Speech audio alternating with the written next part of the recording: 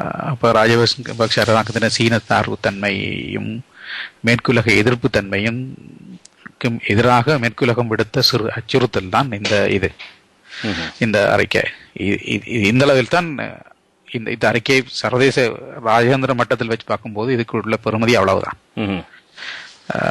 இதனால் தமிழ் மக்களின் உரிமைகள் கிடைக்க போறதில்லை உண்டு. ஆனால் இது சின்ன அதிர்வலைகளை பயன்படுத்தப்பட்டிருக்கின்றது மட்டும் உண்மை. அது இந்தியாவிலும் எதிரொலிக்கிறது, இங்கால இலங்கையிலும் எதிரொலிக்கிறது. இந்த அரசாங்கம் இந்த சந்தர்ப்பத்தை பயன்படுத்தி பேரினவாத சிந்தனையையும் அதன் ஒழுங்கையும் இன்னும் பலப்படுத்த யோசிக்கிறது. சரி, இப்ப நாங்கள் எல்லோரும் ஆசைப்படுவது போல ராஜபக்ஷ அவர்களை குற்றவாளி கொண்டில் ஏற்றுவதோ தண்டிகளை பெற்றுக் கொடுப்பதோ முக்கியமானதுதான். ஆனால் அப்படி பெற்றுக் கொடுப்பதன் மூலம் சிங்கள பேரினவாதம் அளிக்கப்படுமா, அல்ல சிங்கள பேரினவாதத்தின் சிந்தனை தகர்க்கப்படுமா, அல்ல சிங்கள பேரினவாதம் தனது வலிமையை இழக்குமா என்று பார்த்தால் இல்லை. சரி, அப்படித்தான் ராஜபக்ஷவோ அவர்களோ குடும்பத்தினரோ போர்க்குற்றங்களுக்காக தண்டிக்கப்பட நேர்ந்தால் சிங்கள பேரினவாதம் அவர்களிடமிருந்து தன்னை பிரித்துக் கொள்ளும். தன்னை பிரித்துக் கொண்டு தனக்கு ஒரு தலைமையை தெரிந்து செய்து கொள்ளும். அதுக்கு பஞ்சமே இல்லை.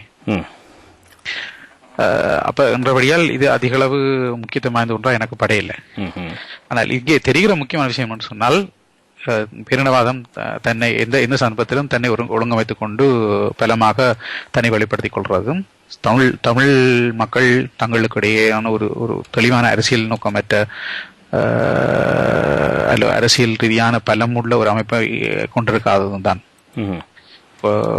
இப்ப இலங்கையில இருக்கிற டிஎன்ஏ தமிழர்களால் தெரிவு செய்யப்பட்ட கட்சி என்றாலும் கூட அவர்களால் ஒரு கட்டத்துக்கு மேல் எதுவுமே செய்யலாது. ஏனென்றால் அவர்கள் ராணுவ ரீதியான அச்சுறுத்தலுக்கு மத்தியில் இருக்கிறார்கள். அளவுக்கு முறையும் கதைக்க முடியாது. அது மட்டுமல்ல, பிராந்திய இந்திய அரசின் அழுத்தங்கள் அவர்கள் மீது படைந்திருக்கிறது.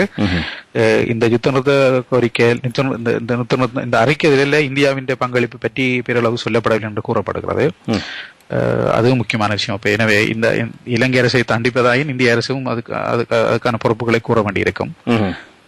இந்திய அரசை பொறுப்பு கூடுமாறு பணிக்கும் அளவுக்கு அமெரிக்காவோ மேற்குலகமோ இல்லை. ஏனெனில் மேற்குலகின் பொருளாதார நலன்களும் இந்தியாவின் பொருளாதார நலன்களும் ஒன்றொன்று பின்னி பிணைந்தவை. எனவே அந்த கோணத்தில் பார்த்தாலும் கூட இது அடிபட்டு போகிறது. ஆனால் நாங்கள் தமிழ் மக்கள் இன்றைக்கு முக்கியமாக எதிர்நோக்கிற பிரச்சனை அவர்கள் தங்களுக்காக சர்வதேச அளவிலும் உள்நாட்டிலும் போராடக்கூடிய பலமான கட்டமைப்பை உருவாக்க வேண்டும்ன்றதுதான். இந்த கட்டமைப்பு இந்த தமிழ் விடுதலை புலிகள் சரிய புலியோ அல்லது அவர்கள பல்வேறு ஜனநாயக அமைப்புகளுக்கூடாகவும் மனித உரிமை அமைப்புகளுக்கூடாகவும் ஒரு பலமான கட்டமைப்பாக இருந்தார்கள். ஆனால் அதை சரியான அரசியல் வழியிலோ அல்லது சரியான சர்வதேச ராஜேந்திர மட்டத்திலோ முன்னெடுத்து செல்லவில்லை. மற்றது அவர்கள் தமிழ் மக்கள் பிரதிநிதிகள் என்பதை மிக வலிந்த அல்லது ஒரு சர்வாதிகார முறையிலேயே அதை வெளிக்கொண்டு வந்திருந்தார்கள். அதுவும் எங்களுடைய பலவீனமாக இருந்தது. அதன் விளைவாகத்தான் பல தமிழர்கள் இன்று அரசுடன் இணைந்து செல்ல வேண்டிய நிலைமைகளும் ஏற்பட்டிருந்தன. மற்றது அரசுடன் நிற்கிற தமிழர்கள் விடுதலை புலிகள்லாம் மனித உரிமையிலும் ஈடுபட்டார்கள், இலங்கை அரசு ஈடுபடுவதில் சொல்வதில் நாங்கள் எந்த கவலையும் படுத்தவில்லை. ஏனெனில் அவர்கள் தமிழர்கள் அல்ல, அவர்கள் தமிழை பேசுகிறார்கள், அவ்வளவுதான். அப்ப அது குறித்தும் அச்சப்படுத்தவில்லை. ஆனால் தவிர்க்க முடியாதபடி அரசாங்கம் அவர்களை துருப்பிச்சீட்டாக பாவிக்கும் என்பது உண்மை.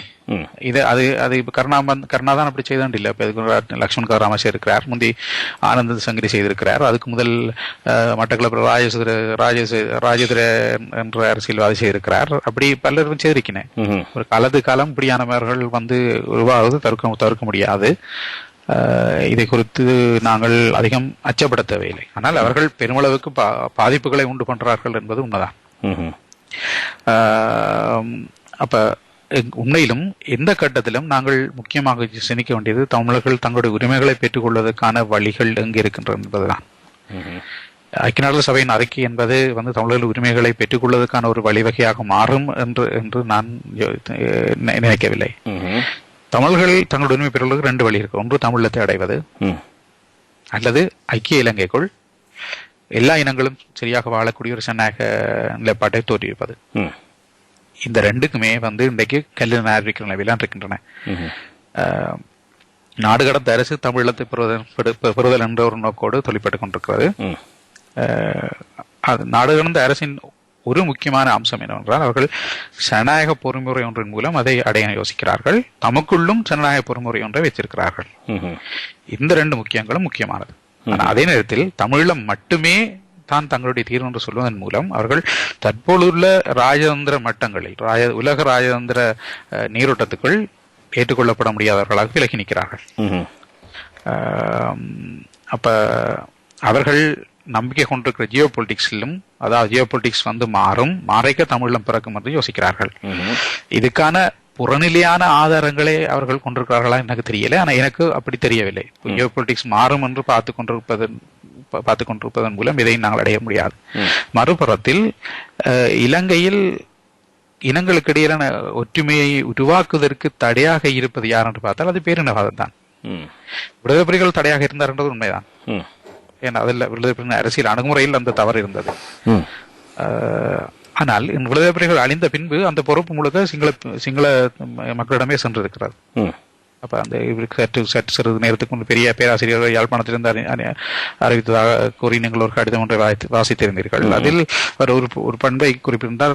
இனங்களுக்கு இடையிலான ஐக்கியத்தையும் ஒற்றுமையையும் பேணுதலுக்கு தமிழ் மக்கள் முனைப்புடன் செயற்பட வேண்டும் என்று சொல்லி அதை எந்த கோணத்தில் சொல்றார் என்பதை இன்னும் தெளிவாக விளங்கப்படுத்த வேண்டும் அவர். ஏனென்றால் இன்றைக்கு இந்த யுத்தத்தின் பின்னர் இலங்கை அரசுக்கோ அல்லது சிங்கள மக்களுக்கோ மிகப்பெரிய வாய்ப்பு இருந்தது.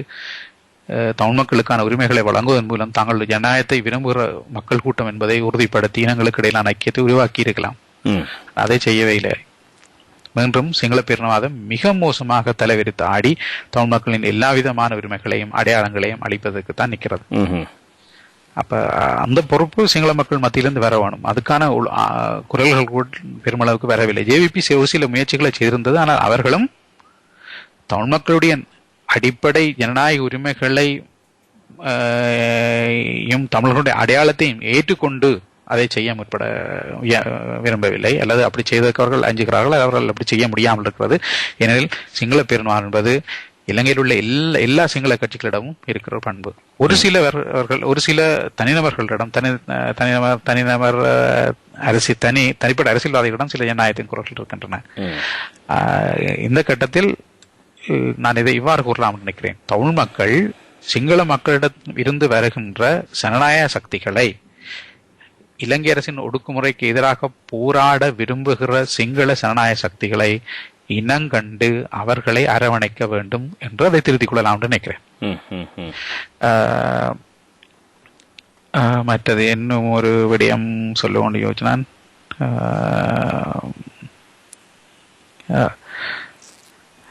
இப்போதைக்கு எனது மனதில் பட்ட சிந்தனைகளை இவ்வளவுதான். இதை வேறு யாரும் கருத்துக்கள் தெரிவிக்கும் போது மனதில் தோன்றுகிற விஷயங்களை பகிர்ந்து கொள்ளலாம் என்று நினைக்கிறேன். நன்றி. நன்றி நன்றி. ஆம், அது இந்திரன் நெதர்லாந்திலிருந்து இணைந்து கொண்டு தன்னுடைய கருத்துக்களை தெளிவாக சொல்லியிருந்தார். இந்த ஐநாவினுடைய அறிக்கை கூறிக்கொள்ளத்தக்க அளவுக்கு பாதிப்பை ஏற்படுத்துமா என்பது தனக்கு சந்தேகமானதே. ஆனாலும் அதை ஒரு துரும்பாக பயன்படுத்திக் கொள்ளலாம் என்ற ஒரு கருத்திலே கூறியிருந்தார். நேயர்களே, நீங்களும் இணைந்து உங்களுடைய கருத்துக்களை தெரிவித்துக் கொள்ளலாம்.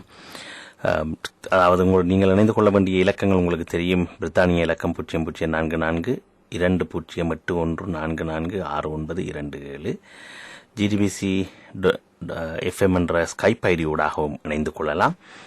இது பிரதி சனிக்கிழமைகள் தோறும் 5 மணியிலிருந்து இரவு 8:30 மணி வரை பிரித்தானிய நேரம் இடம்பெறுகின்ற விழுதுகள் நிகழ்ச்சி. இலங்கை இந்திய நேரங்கள் 9:30 இரவு 12:30 வரை இடம்பெறுகின்றது.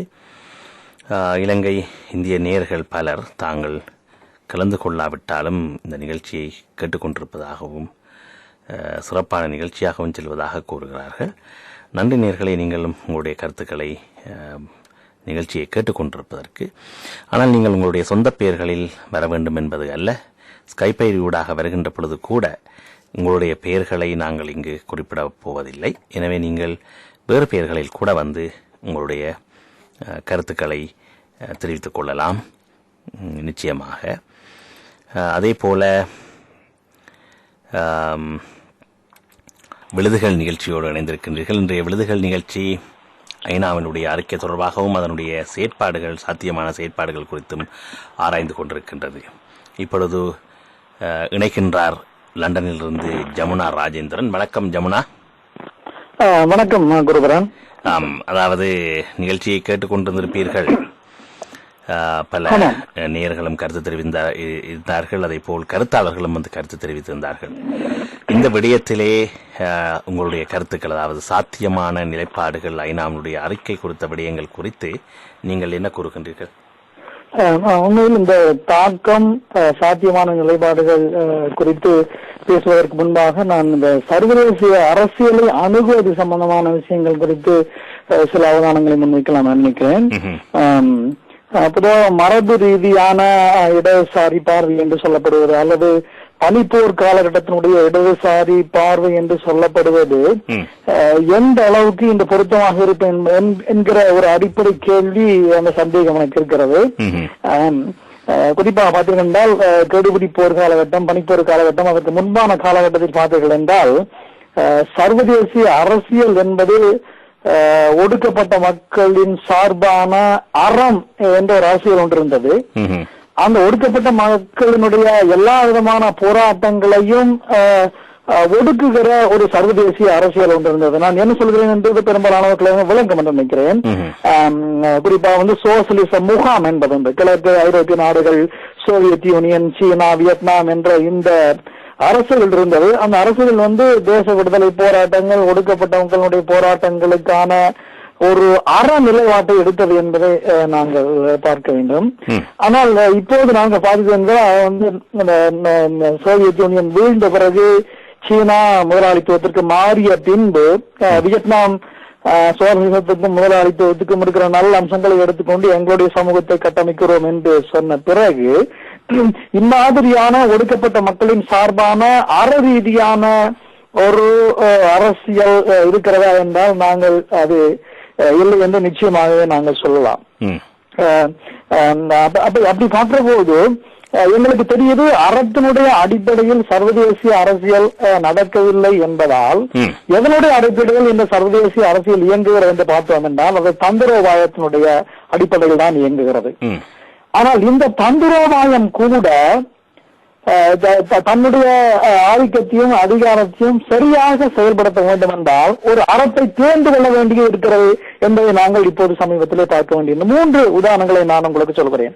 ஒன்று, யுகோஸ்லாவியாவை அமெரிக்கா திட்டமிட்டு சிதறடித்தது என்று நாங்கள் ஒரு பகுப்பாய்வில் சொன்னாலும் கூட அங்கே தலையிட்டதற்கு பொஸ்னிய பிரச்சனை, கொசோவா பிரச்சனை என்ற இன ரீதியான பிரச்சனை என்பதையும் இருந்தது என்பதையும் நாங்கள் புரிந்து கொள்ள வேண்டும். அதே போலவே அந்த வெகு மக்களின் மீது அந்த இருக்கிற அரசுகள் ஒடுக்குமுறையை செலுத்தின என்ற விஷயத்தையும் நான் விளங்கிக் கொள்ள வேண்டும். ஆகவே அந்த ஹியூமானிட்டேரியன் இன்டர்வென்ஷன், அதாவது மனிதாபிமான தலையீடு என்ற ஒரு அறத்தினுடைய அடிப்படையில், ஆனால் இந்த அறம் என்பது தந்திரோபாயம் என்பது எங்களுக்கு தெரியும். ஏனென்றால் ஈராக்கிலே தலையிட்ட போதும் சரி, யுகோஸ்லாவியாவிலே தலையிட்ட போதும் சரி, இப்போது லிபியாவிலே தலையிட்ட போதும் சரி, இந்த ஹியூமானிட்டேரியன் இன்டர்வென்ஷன் என்ற இந்த கருத்தாக்கம் என்பது ஒரு தந்திரோபாயம். இந்த தந்திரோபாயம் என்பது அமெரிக்காவினுடைய பொருளியல், மேற்கத்திய பொருளியல் நலன்களுடைய அடிப்படையில் அமைந்தது என்பது எங்களுக்கு தெரியும். ஆனாலும் கூட இந்த தந்திரோபாயம் என்பது ஏன் இந்த அறத்தை தேர்ந்து கொள்கிறது என்ற கேள்வியை நாங்கள் கேட்டு பார்க்க வேண்டும். ஏன் இந்த அறத்தை தேர்ந்து கொள்வது என்றால், வெகு மக்களை, உலக நாடுகளிலே இருக்கிற வெகு மக்களை, உலக நாடுகளிலே இருக்கிற வெகு மக்களுடைய அபிப்பிராயங்களை திரட்ட வேண்டும் என்றால் இவ்வாறான ஒரு அறங்களை தேர்ந்து கொள்வதன் மூலம்தான் அவர்கள் அரசியல் நடத்த முடியும் என்பதை நாங்கள் புரிந்து கொள்ள வேண்டும். ஆகவே இதற்கான நியாயங்களை, இந்த அறத்திற்கான நியாயங்களை யார் வழங்குகிறார்கள் என்று கேட்டீங்கன்னா, ஒடுக்குமுறை சமூகத்தில் இருக்கிற ஒடுக்குமுறை ஆட்சியாளர்கள் வழங்குகிறார்கள். சதாம் ஹுசேன் வழங்குகிறார், மிலோசேவிச் வழங்குகிறார், கடாபி வழங்குகிறார், மஹிந்த ராஜபக்சே வழங்குகிறார். அது எங்களுக்கு நிகழ்ச்சியமாக தெரிகிறது. அறத்தினுடைய அடிப்படையில் இல்ல, தந்திரோபாயத்தினுடைய அடிப்படையில் தான் சர்வதேச அரசியல் இயங்குகிறது. அப்படி என்றால் ஒடுக்கப்பட்ட மக்கள் அல்லது பிரச்சனைக்கு உள்ளான மக்கள், உயிர் வாழ்வதற்கு உள்ளான மக்கள் எந்த விதமான ஒரு தந்திரோபாயத்தை இங்கே செயல்படுத்த வேண்டும்? இங்க அறத்தை நாங்கள் பேசிக் கொண்டிருப்பதில் அர்த்தம் இல்லை என்று நான்